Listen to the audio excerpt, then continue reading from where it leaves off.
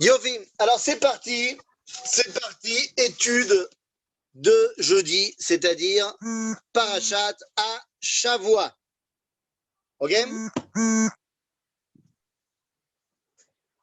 C'est-à-dire, Yesh? Yala.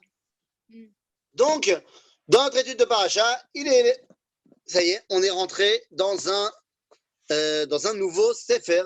Dans un nouveau Sefer, ça y est, on est rentré dans le livre de Vaïkra. Ok? Quelle est la grande différence entre le livre de Vaïkra et les livres précédents? Eh bien, la très très grande différence, c'est que c'est complètement l'opposé de Shemot et de Bereshit. Si Bereshit et Shemot étaient l'appel du Créateur du haut vers le bas, dans le livre de Vaïkra, on entend à ce que la créature réponde du bas vers le haut. En d'autres termes, le Sefer Vaïkra, c'est nous qui agissons, alors que dans le livre de Bereshit et de Shemot, on est plus ou moins soumis au bon vouloir d'Akadosh Baruch Hu, c'est lui qui fait avancer l'histoire. Donc, dans le livre de Vaïkra, on répond au livre de Bereshit et Shemot. Donc, jusque-là, pas de problème. C'est pour ça d'ailleurs que le livre commence en disant Vaïkra el Moshe meo el Moed les morts. C'est-à-dire que Dieu appelle Moshe, et c'est le seul, voilà, c'est le premier verset, et ensuite, on attend que Moshe réponde. Donc, on est vraiment sur une réponse du bas vers le haut. Maintenant, est-ce qu'on aurait pu imaginer un Sefer Vaïkra avant le livre de Bereshit et Shemot? Alors, sans parler du problème chronologique que ça mettra en place, on a un autre problème. C'est que si jamais je parle à Dieu, je m'attache à Dieu avant que lui ne s'attache à moi, eh bien, j'ai toutes les chances de ne pas m'attacher à Dieu, j'ai toutes les chances de m'attacher à de l'idolâtrie. Lama. Eh bien, tout simplement parce que Dieu, il est infini, moi, je suis fini, et donc, tout rapport avec lui qui ne serait pas au départ venant de lui, eh bien, me ferait tomber sur un faux numéro. Ce que je suis en train de dire, c'est que tant que Dieu ne nous parle pas, on ne sait pas à qui s'adresser.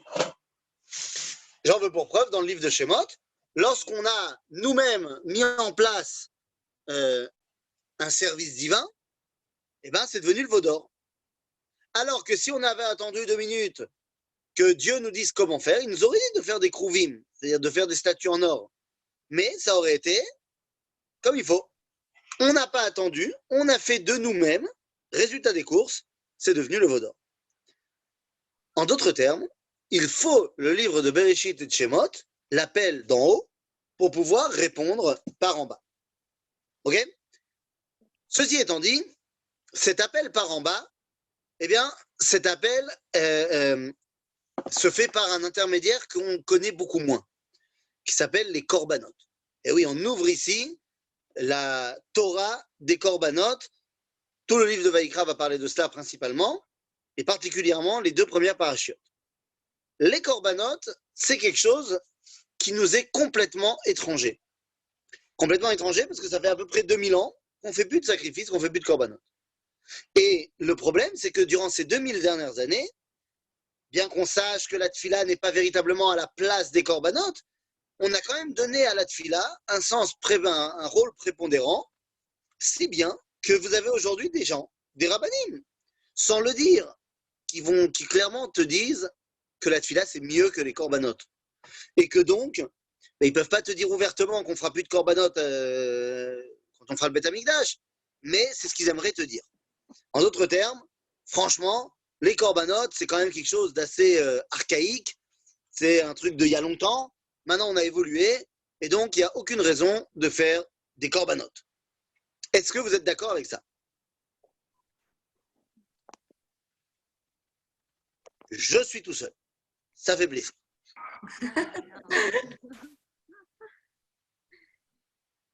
Moi. On va dire que je ne suis pas tout seul, et on va dire que vous êtes trop concentrés pour me répondre. Donc, on pourrait quand même franchement penser que les korbanot, c'était bien à l'époque, mais bon, on a évolué. Le problème, c'est qu'en disant cela, on montre à quel point on ne sait pas du tout ce que ça veut dire faire des corbanotes. On ne peut pas en vouloir à personne. Encore une fois, le fait qu'on ne l'ait pas fait depuis tellement longtemps fait que Edmala saute. Mais il est temps de se poser une vraie question. La tfila a pour rôle de me rallier à Dieu. Et le même problème qu'on avait avec les corbanotes que j'ai évoqué tout à l'heure, à savoir le problème de dire si c'est toi qui instaure le lien, bah, tu risques de te planter. On a le même problème dans la tfila. Et ça, on avait expliqué dans les cours sur la tfila qu'il n'y a pas de problème puisque ce sont les prophètes, donc ceux à qui Dieu a parlé, qui nous ont mis en place la tfila. Maintenant, le problème est le même au niveau des corbanotes. Qui se relie à Dieu? Eh bien, lorsque je fais la tfila, c'est que moi. C'est-à-dire, c'est que l'être humain qui peut être relié à Akadosh Baruch Hu. Alors que dans les corbanotes, eh bien, toute la création peut se relier à Dieu. C'est beaucoup moins restrictif, les corbanotes. Lorsque je fais un korban, je dois y mettre du sel. Des fois même, je vais faire Nisur HaMaim, je vais mettre de l'eau sur le Mizbeach. Tous les midis, enfin tous les après-midi, je fais korban mincha avec du végétal. Et je fais également, évidemment, les corbanotes avec de la viande. En d'autres termes, tous les différents domaines de la vie sont représentés sur le Mizbeach. On a le minéral, on a le végétal, on a l'animal, et on a évidemment l'homme qui vient mettre tout cela en place. Donc, si vous voulez, un korban, ça permet de ramener toute la création à Akadosh Baruch Hu. Et c'est ce qui lui donne une place si importante. Maintenant, le problème, c'est quoi? C'est qu'on est en train de te dire, ouais, mais attends, tu me parles des corbanotes, mais le Rav Kook, il n'a pas dit qu'il y aura un temps où il n'y aura plus de corbanotes. Il y a effectivement un texte du Rav Kook qui s'appelle Chazon Hatzimchonut ve'Ashalom, le rêve du véganisme et de la paix, dans lequel le Rav Kook dit que lorsque les animaux se seront élevés au stade de l'homme, alors on ne les mangera plus et on ne fera plus de corbanotes. C'est-à-dire que dès que vous rencontrez une vache qui dit « Ups, comment ça va ?» alors ne la mange pas.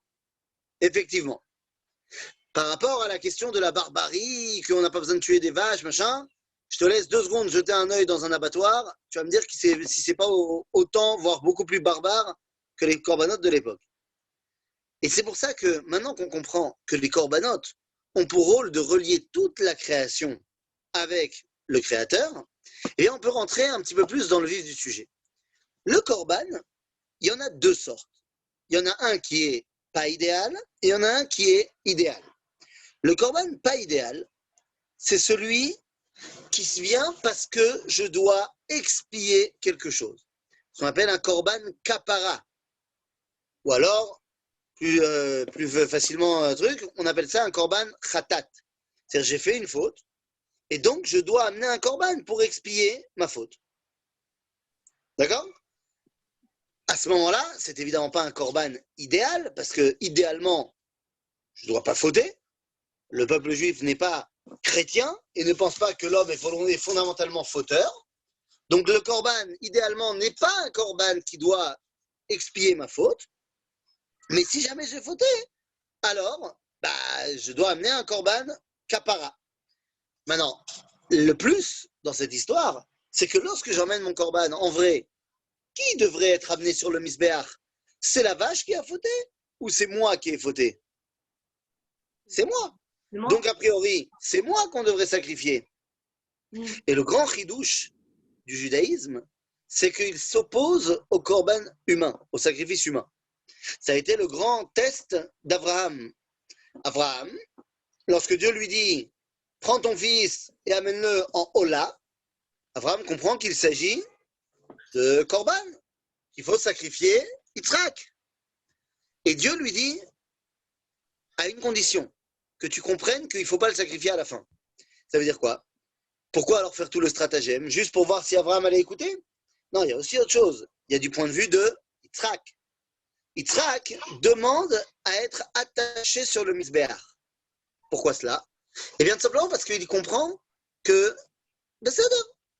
Dieu m'a donné, je lui rends. Dieu m'a donné la vie, je lui rends la vie. Lorsque Yitzhak accepte de se faire attacher sur le misbéach, c'est même lui qui le demande, eh bien, de facto, sa volonté vient d'être mise sur le misbéach. Je vous ramène à un cours qu'on a fait cette semaine par rapport à ces deux forces qu'il y a dans l'homme, Nefesh Behemit face à Nefesh Elohit.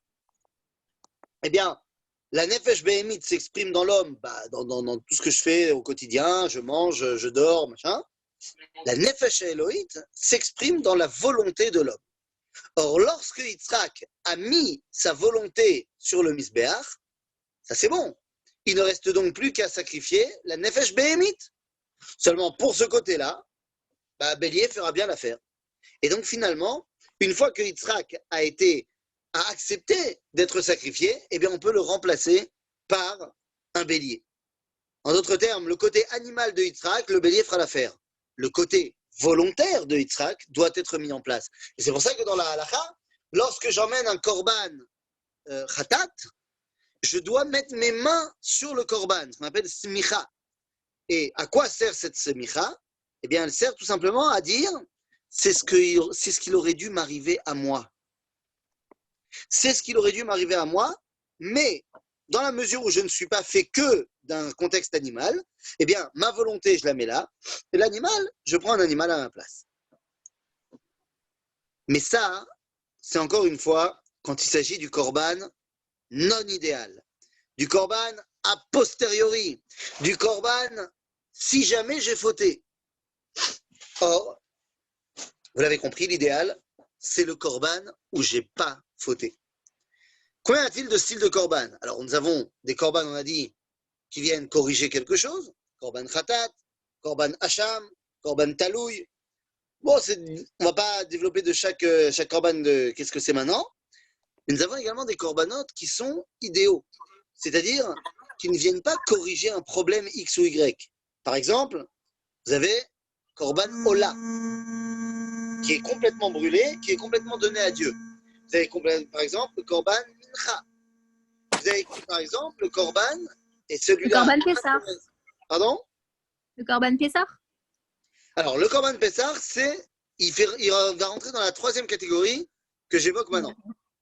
Okay. Il y a un korban qui est le korban ultime, le korban du top, le korban de Ligue des Champions de korban.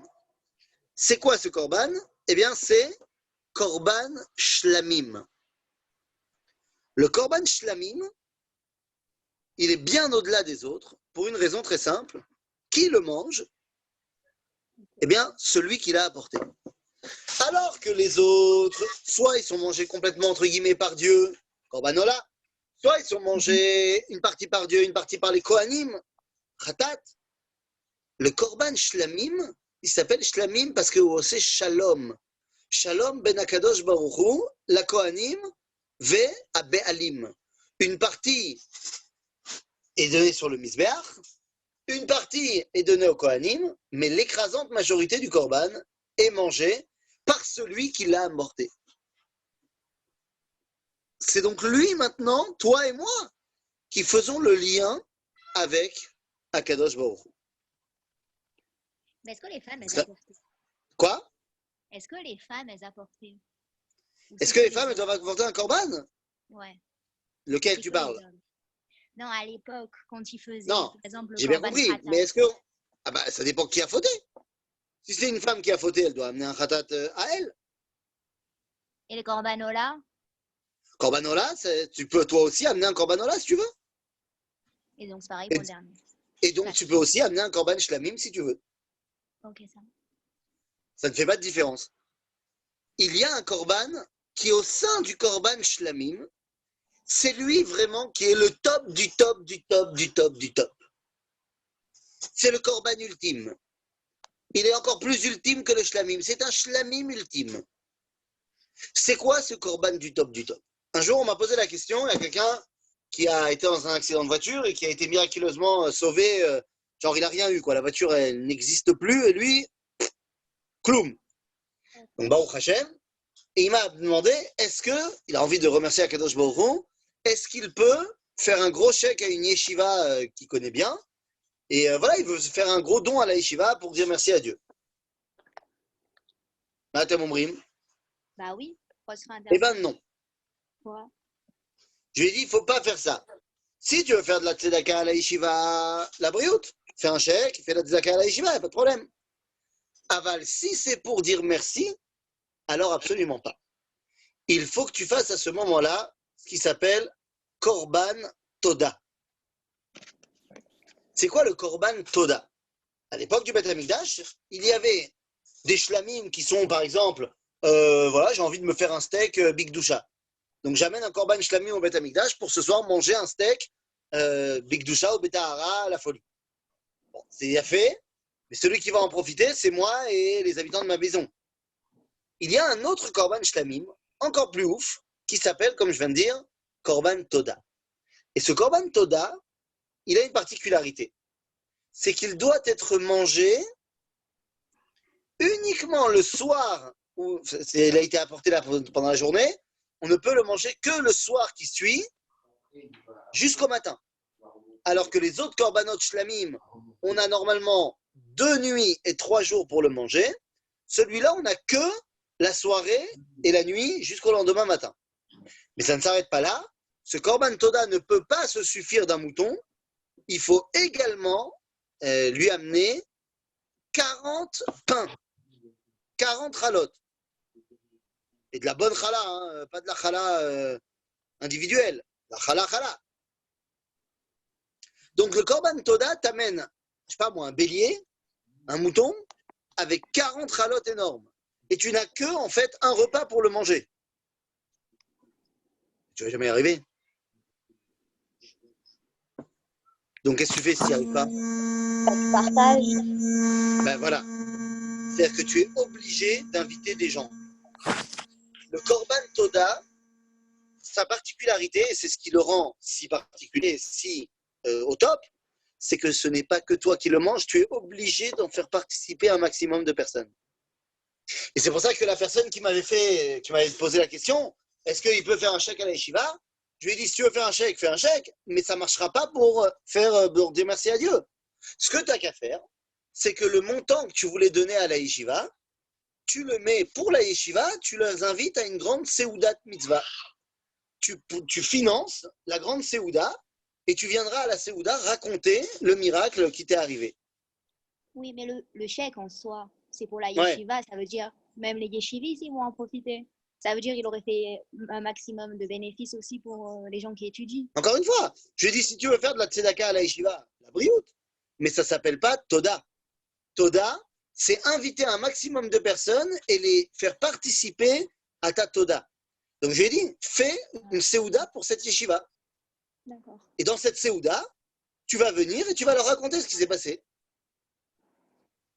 Parce qu'il faut associer les gens à ton remerciement.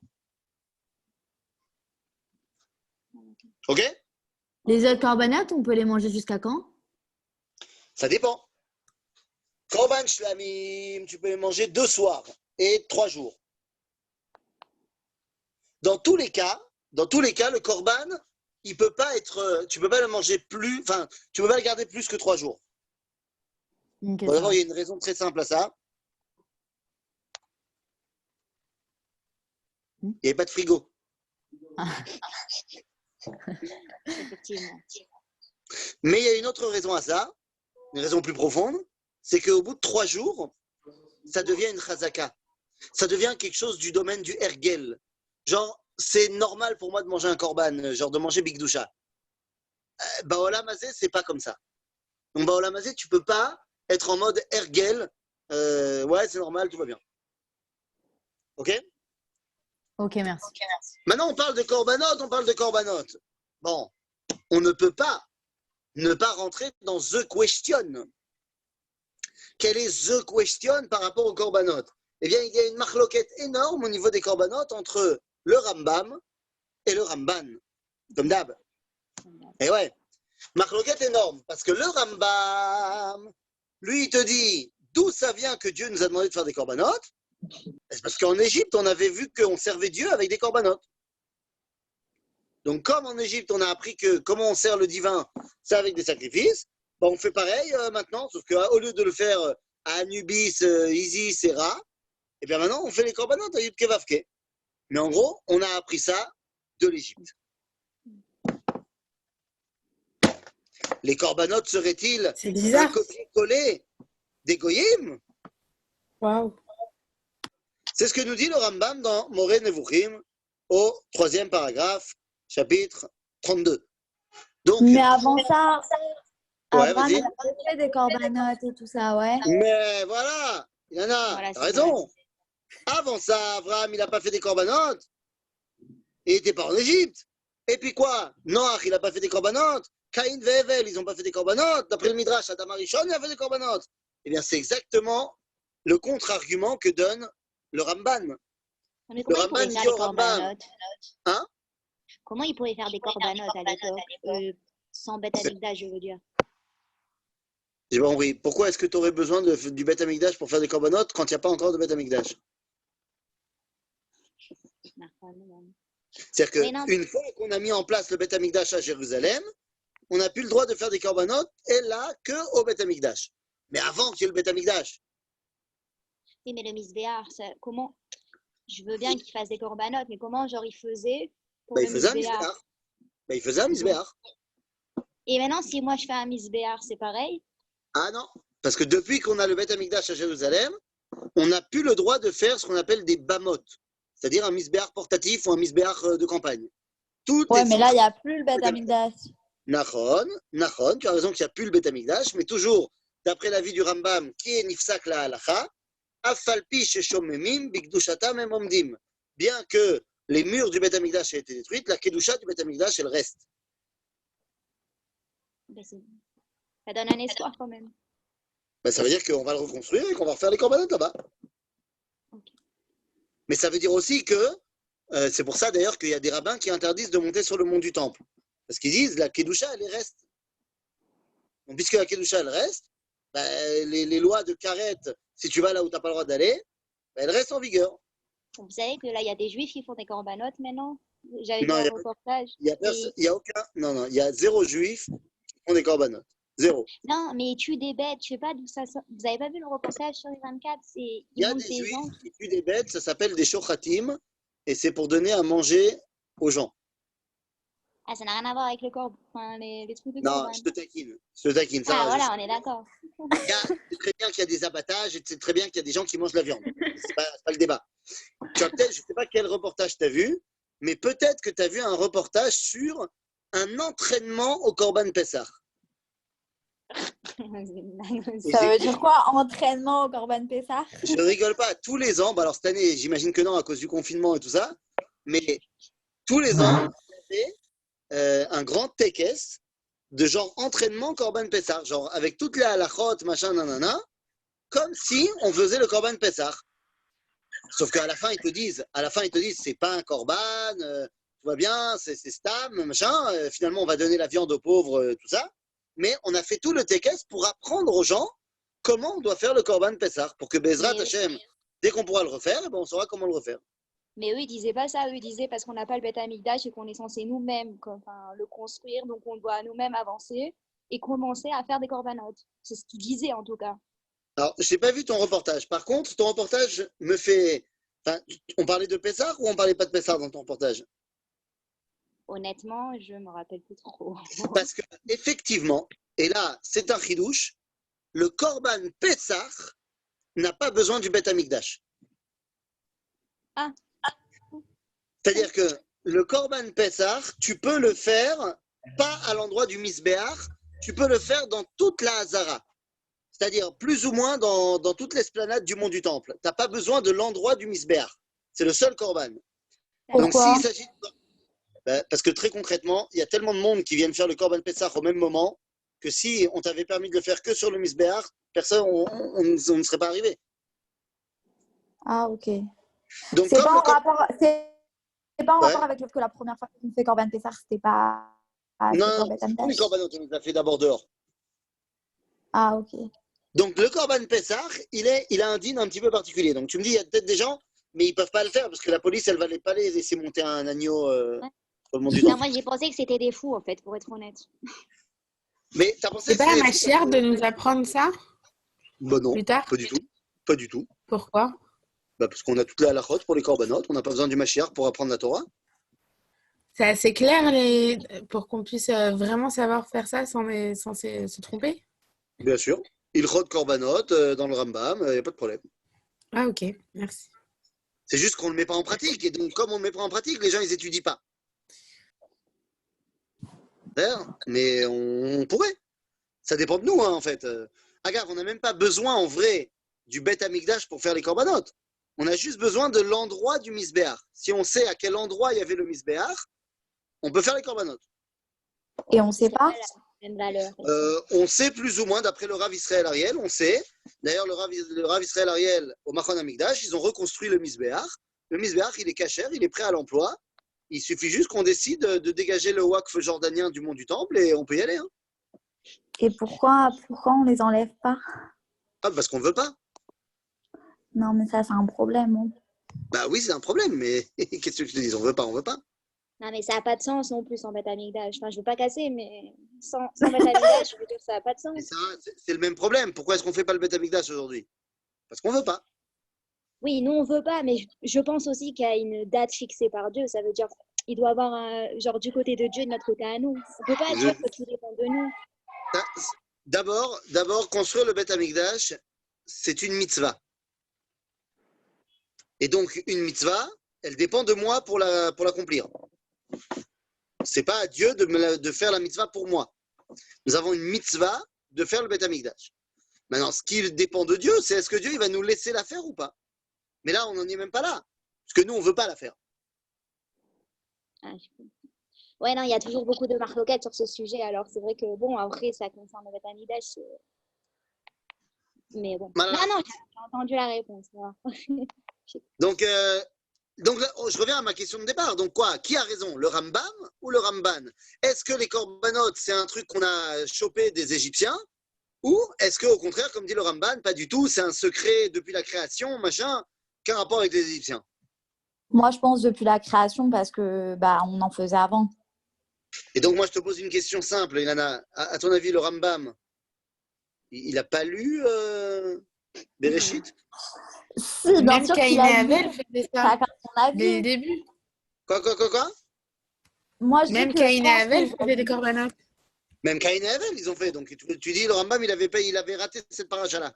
Non, il n'a pas raté cette paracha-là. Je dis pas ça, mais je dis qu'il s'est fait son propre avis. Mais moi, je pense, mon avis à moi personnel, c'est que Alors, on parle de Rambam, frérot. c'est que ça. Non, parce que parfois, c'est vrai qu'on prend des influences d'autres choses. Moi, je me rappelle à l'école, on m'avait dit qu'on n'était pas censé avoir des rois et qu'on a demandé à avoir des rois parce qu'on avait vu sur les autres peuples qu'ils avaient eu un roi. Alors, peut-être qu'il s'est basé sur. Ou peut-être que c'est lui-même. Le seul problème avec ce que tu dis avec les rois, c'est que de mettre un roi, c'est un pasouk dans la Torah. Je sais pas, moi, je me rappelle, j'avais étudié ça à l'école. Ne me demande pas, ça fait longtemps, tu sais. C'est ça, je sais. Les années, tout ça. Non, après, je sais pas, peut-être que c'est parce que peut-être qu'il dit qu'on a pris ça en influence goy, mais moi, je suis pas d'accord avec lui. Alors je vais vous dire, la vérité, c'est qu'il n'est pas d'accord non plus avec lui. Ah, bah voilà, tu vois. En fait, tout le monde est d'accord. Qu'est-ce qui se passe? Le Rambam, il dit qu'on a pris ça de l'Égypte. Le Ramban, il dit, ma pitom, on faisait ça déjà avant l'Égypte. Le Ritva, pas le Ritvo, le Ritva, Rabbeinu Yom Tov al-Sevili, de Séville, qui était l'élève du Ramban, il dit, en fait, de quoi il s'agit? Les deux sont d'accord. C'est juste qu'on a commencé, Caïn, Vevel, Noach, Abraham, eux, ils ont dévoilé au monde ce secret extraordinaire du Corban qui vient réunir toute la création à son créateur. Ça, c'était l'apanage des descendants d'Abraham, de Yitzhak, enfin de Adam, de Noach, d'Abraham. Mais quand le peuple juif est parti en exil, eh bien, ce secret s'est retrouvé dans les mains des Égyptiens. Ils en ont fait ce qu'ils en ont fait. Et quand on est sorti d'Égypte, on avait été complètement influencé par les Égyptiens. Mais on a repris avec nous le secret de l'époque. Genre, c'est comme si En fait, on avait oublié, entre guillemets, tout ça pendant qu'on était en Égypte. Et que quand on est sorti d'Égypte, on a pris ça, mais qu'en vrai, ça venait déjà de nous. Voilà, exactement. J'ai compris. Okay. Maintenant qu'on a dit ça, très bien. Alors, c'est-à-dire, Korbanot, Sababa, on est bien, on a pris ça de chez nous, tout est bien. C'est bien qui finit bien. Mais à ce moment-là, hein, eh bien, je peux comprendre cette publicité en France qu'on n'a jamais compris. Eh oui, Laquelle? mais celle qui dit la vache qui rit, mais on ne sait toujours pas pourquoi. Mais moi, je sais pourquoi elle rit. Parce que la vache, quand elle arrive sur le Misbéach, mais elle est contente. Mais elle est contente de pouvoir s'unir à Kadosh Baruch Hu et grâce à elle, que tout le monde animal, il s'élève. Mais ça, c'est à condition que ce soit une vache corban. C'est ce qu'on voit dans le Midrash sur l'histoire l'histoire que vous connaissez de Eliyahu Hanavi. Lorsque Eliyahu Hanavi, il a fait au Mont Carmel une compète, une battle de Nevi'im entre lui et les 400 prophètes, faux prophètes de Baal. Il a dit, bon les gars, demain on se fait un contest, vous faites un sacrifice d'une vache, moi aussi, et on verra pour qui le feu il descend. Soit pour Yudke Vavke, soit pour votre Baal. Et celui qui gagne, eh ben, tout le monde saura que c'est lui qui a raison en fait. Ah, je Et m'en donc, rappelle de ça. ils arrivent les deux équipes le lendemain, et le problème c'est que la vache des Nevia Baal, elle ne veut pas avancer. Alors ils disent à Eliyahu, fais quelque chose. Eliyahu vient voir la vache, il dit, qu'est-ce qui t'arrive, petite vache? Il dit, bah, c'est pas juste. La vache, la tienne, c'est mon frère. On a grandi ensemble, on a tout fait ensemble. Lui, il va être Korban la Hachem, et moi, je vais être Stam la Avodah Zara. Et le Eliyahu Navi lui répond que Altidagi. Parce que de la même façon que Dieu se dévoile par ton frère, il se dévoile par rapport à toi. Le fait que le feu va descendre pour ton frère et qu'il ne descende pas pour toi, va avoir le même effet qu'au final, tout le monde va dire Hachem ou Elohim. Et donc, la vache des Baalim, eh ben, elle a accepté d'y aller. Mais tu vois que la vache de Eliyahu, elle n'avait aucun problème. En d'autres termes, lorsque tu es en train d'élever toute la création vers le Créateur, à Kol Beseder. Le seul problème, c'est que ce n'est pas toujours le cas. Ce n'est pas toujours le cas, et c'est pour ça que, je ne sais pas si vous avez, non, vous n'avez peut-être pas vu, mais lorsqu'on fait un abattage d'un animal, l'animal, il crie. Alors que lorsqu'on cueille une carotte, elle ne crie pas. Bah, Vous allez la me dire, carotte, elle ne dit pas. La c'est ça, tu carotte, dis que elle... la carotte, elle ne crie pas, elle n'a pas de bouche, elle ne peut pas crier. C'est Nachon. Non, mais C'est une très... carotte, ça parle pas. Ça ne parle pas, donc ça ne crie pas non plus. Oui. Je suis bien d'accord avec toi. Mais maintenant qu'on a dit les choses qui sont évidentes, le Rav Tzvi Odakou qui disait, au-delà de la question évidente au niveau purement biologique, il disait comme ça, une carotte, dans tous les cas, elle va s'élever. C'est-à-dire que les choses soient bien claires. Un animal, c'est mieux qu'un végétal. C'est plus vivant un animal qu'un légume. Et c'est encore plus vivant un homme. Je ne sais pas si vous êtes d'accord avec moi. La carotte est plus vivante que le caillou. La vache est plus vivante que la carotte. Et l'homme est plus vivant que la vache. On est d'accord? Ouais, ok. Ok. Donc, la carotte, quoi qu'il arrive, elle va s'élever. C'est-à-dire, soit elle va être mangée par une vache et elle va passer de végétal à animal, soit elle va être mangée par un homme et elle va passer de végétal à homme. Mais dans tous les cas, elle va s'élever. La vache, ben, elle ne sait pas. Parce que si elle est shritée et elle est bouffée par un gros porc, si elle est mangée par un mec qui n'est que un animal avec un cerveau qui marche sur deux pattes, l'okedaï. Je veux bien qu'elle soit mangée. La carotte, elle est mangée par l'homme, oui, mais elle ne devient pas homme, elle fait partie intégrante de l'homme. C'est une autre chose. Donc Ça elle ne veut pas devient dire pour autant qu'elle est plus vivante. elle devient l'homme, d'ailleurs, de manière purement biologique, elle devient l'homme. C'est-à-dire que la carotte, elle va faire maintenant partie intégrante de mon identité. D'ailleurs, quand on mange des carottes, ça rend aimable, il paraît. Attends, ça On veut en dire que tu es mangera en plus. train de dire que la carotte et la vache, tu préfères être mangée par quelqu'un d'humain? Barour, et pas seulement quelqu'un d'humain, quelqu'un qui sait ce qu'il est en train de faire quand il mange. Bon, par un juif pratiquant.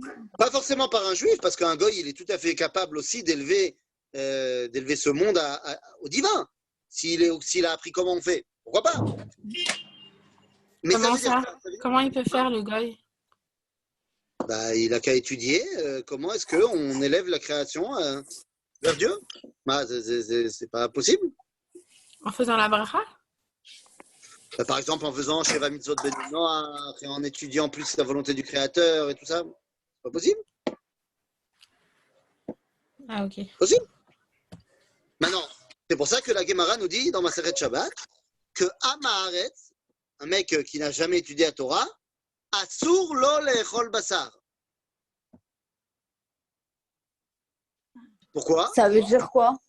C'est-à-dire qu'un Amaharet, a priori, il n'aurait pas le droit de manger de la viande, sauf Shabbat. Parce que Shabbat, il reçoit une Neshama en plus, la Neshama de Shabbat, donc dans tous les cas, il saura quoi faire de sa viande. Mais, Stam Kacha, un mec qui se prend en fait pour un animal évolué, il n'y a pas de raison qu'il prenne la vie d'un autre animal. Il n'est pas meilleur qu'un autre. Si tu te prends pour une vache, il n'y a pas de raison que tu tues une autre vache. Ça veut dire, en gros, on n'est pas vraiment censé manger des animaux. Au contraire, ça veut dire si tu te prends pour un animal, mange pas un animal. Mais si il n'y a tu pas un es être conscient humain que normal l'homme- qui se prend pour un animal. De toi à moi. Mon ami, il est au XXIe siècle et il y a une recrudescence de cette idéologie absolument absurde de ce qu'on appelle les antispécistes, C'est quoi ça qui encore? disent que en fait, ça va avec les véganes et tout ça, toute la bien-pensance dominante, qui dit que en fait les animaux, les hommes, les carottes, on est tous des créatures sur cette planète. Puis c'est l'homme qui est le plus mauvais sur cette planète. Les carottes, elles n'ont rien demandé. Non, mais à l'époque du Mashiach, on va être tous végétariens, donc ils n'ont pas tous faux. Absolument pas. Non, moi je suis On contre va le fait pas d'être du tout végétarien. être hein. végétarien, ma grande.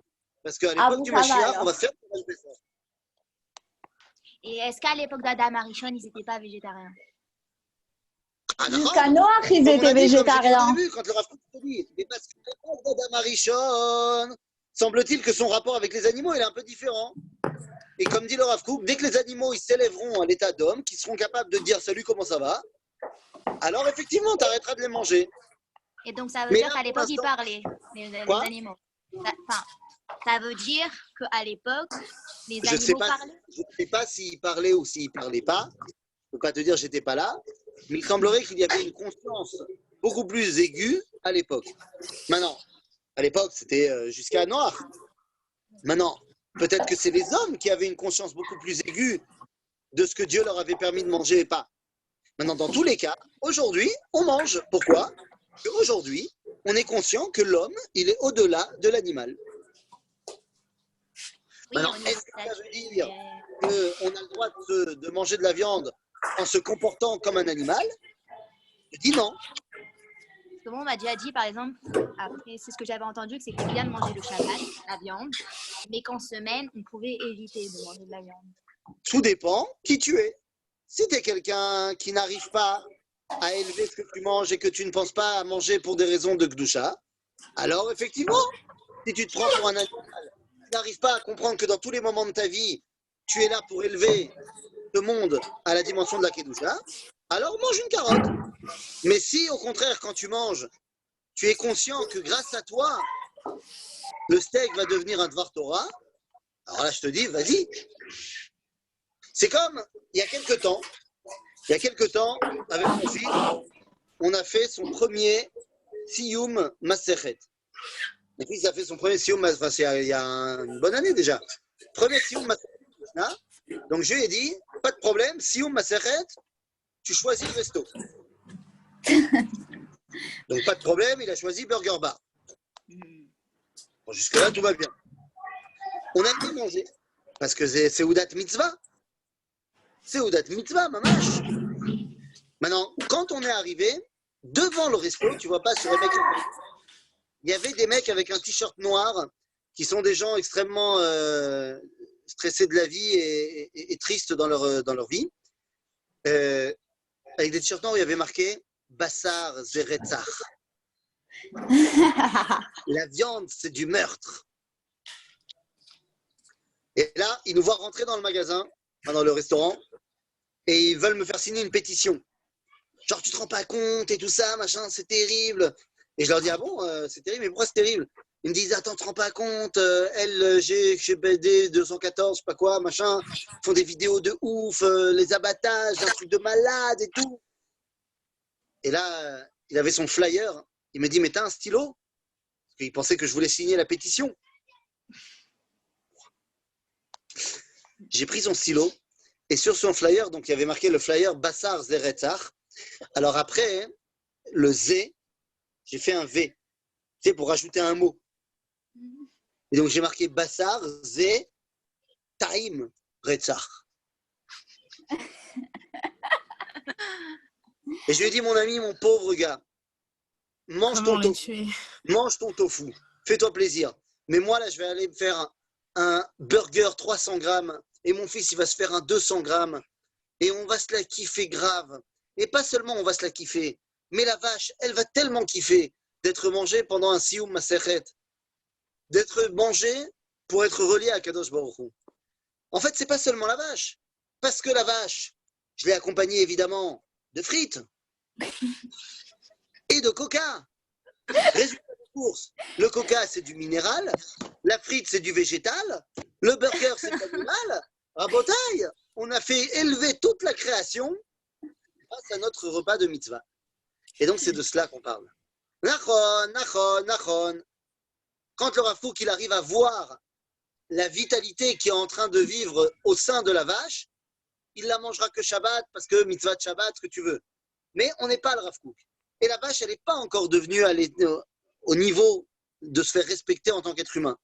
Donc, pour le moment, eh bien, je vais utiliser mes forces d'être humain pour élever ce monde à une dimension supérieure. C'est ce que je faisais lorsque je faisais un korban shlamim.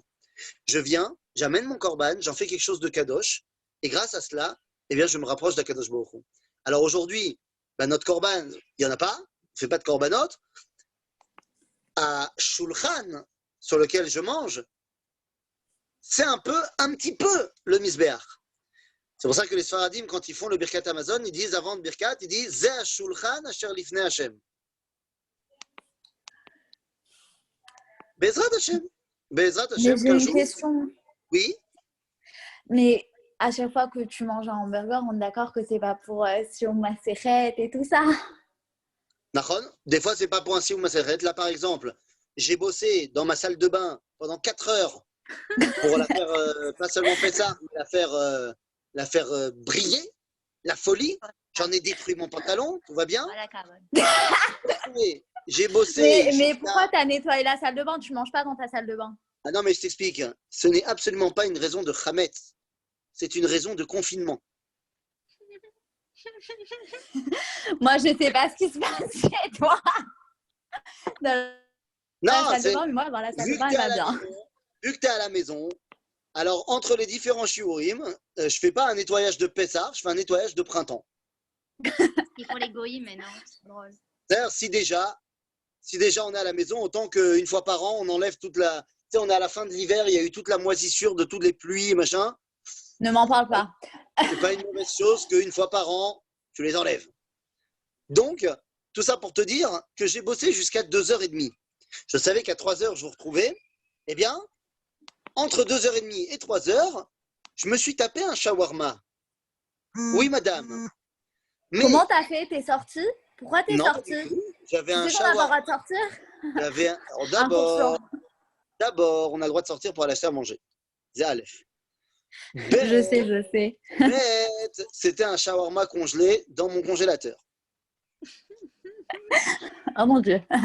Donc, tout ça pour dire que je me suis tapé mon shawarma. C'est vrai que c'était pas pour faire une seudat mitzvah, c'était juste pour que j'ai assez de force pour te faire le cours là maintenant. Tu sais que le shawarma, c'est pas 100% de la viande. Hein. Non, mais... Non, je te dis ça, mais Bémet, c'est vrai, je rigole pas. C'est comme le schnitzel. Non, mais là, c'est pas c'était vraiment pour le cours. Je sais que vous me prenez pour une folle, mais c'est vrai. J'ai quoi, c'est pas 100% de la viande, c'est quoi alors? Non, vraiment, c'est pas 100% de la viande. Il y a écrit sur. Enfin, après, il faut regarder les Alors, il y a ingrédients. quoi, il y a quoi dedans? Je pense qu'il y a de trucs de l'huile, tout ça, le sel, mais je pense pas qu'il y ait forcément. Il y a aussi de la viande, mais c'est pas entièrement de la viande. C'est comme C'est comme les merguez. Quand on mange des merguez, c'est pas forcément de la viande. Non, les merguez et les saucisses, c'est vraiment que de la merde dedans. Mais bon. Bon, Robotaille, vous êtes en train de me dire que Bref, j'ai pas mangé non. très équilibré. Non, Oui, oui, mais t'as non, mangé de la mais viande, là, t'as très c'est pas le mangé. débat. Mais parfois, tu manges, c'est pas pour faire un cours de Torah, ni pour faire un sur Maseret. Parfois, tu manges parce que t'as besoin de manger, parce que t'as faim. Oh, parce que tu as besoin de manger pour avoir des forces, pour continuer à dévoiler Dieu dans le monde. Nahon. Non, c'est pas vrai. Parfois, tu manges parce que t'as faim. Juste Mais t'as t'as faim. pas compris.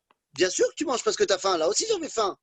Mais la question, c'est pourquoi tu veux prendre des forces? Est-ce que tu veux prendre des forces pour pouvoir continuer ta série sur Netflix? Ou est-ce que tu veux prendre des forces parce que tu retournes travailler et qu'en travaillant, tu dévoiles Akadosh Baruch Hu dans le monde, dans ton domaine? Ouais, moi, je pense pas que tout le monde dévoile la Kadosh Baruch Hu en travaillant, mais bon. Je suis d'accord avec toi que tout le monde n'est pas forcément conscient de cela, mais c'est ça qu'il faut atteindre. Ouais, bah, Quoi? c'est pas forcément vrai. Comment ça? C'est pas... Non, attends 2 secondes. Non, je peux te donner un exemple. Oui, je t'en prie. Bah, par exemple, mon copain, il travaille dans l'isolation, ok? Il fait l'isolation des toits. Bah, dans son métier, bah, il dévoile pas Kadosh Baruch Hu. Pourquoi pas? Pas de l'accent même. Et pourquoi pas? Bah, pourquoi pas? Bah, parce que c'est pas un dévoilement d'Akadosh Baruch Hu de faire l'isolement des toits. Mais c'est n'importe L'isolation, quoi. l'isolement, Excuse-moi, c'est complètement faux ce que tu dis. Et grâce je les harcèle pas dans son travail. Hein. Mais je pense que tu as un bug. Tu es encore en mode exil, que le seul truc qui dévoile Dieu, c'est les trucs qui sont reliés à la religion. Aucun rapport. Dieu, il est présent dans le monde entier. Grâce à ton copain, les gens, ils n'ont pas de la pluie sur eux pendant l'hiver. Règle. Qui c'est qui Désolée. gueule? Bah, les enfants. Mais quels enfants? Bah, c'est mon copain. Tu sais, mon ticoun, tout ça. Tu sais tout ça. Boy, regarde, boy. Bon, je pense que tu vas devoir aller t'en occuper. Tom, Voilà. en tout cas, dis à ton copain que même en faisant les toits, eh ben, ça peut tout à fait dévoiler Akadosh Baruch Hu dans le monde. Tout dépend de comment lui il le voit et comment lui il le fait. Et on peut faire ça dans tous les domaines de la vie.